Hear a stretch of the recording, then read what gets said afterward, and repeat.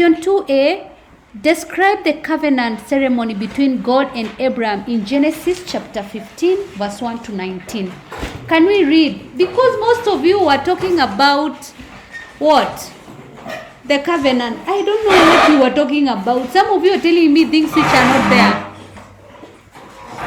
Not what you're supposed. Only like 3 people passed that question. Yes? Read. Yes.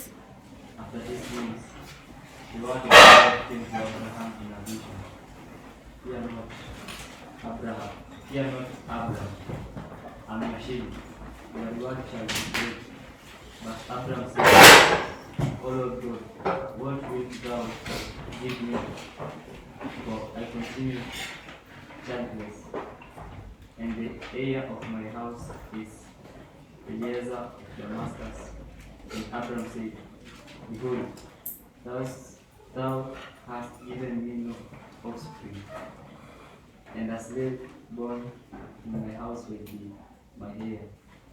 And behold, the word of the Lord came to him, This man shall not be your heir, your own son shall be your heir. And he brought him outside and said, Look towards heaven, and number the stars, if you are able to number them.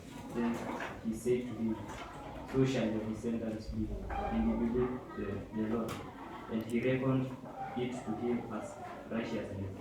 And he said to him, I am the Lord who brought you from Ur to give you this land to possess. But he said, O Lord God, how am I to know that I shall possess it? He said to him, Bring me a heifer 3 years old, a she-goat 3 years old, a ram 3 years old, a turtle dove, and a young pigeon. And he brought him all this, cut them into 2, and lay each half over against the other. But he did not cut the bird into 2. And when the birds of prey came down upon the carcasses, Abraham drove them away.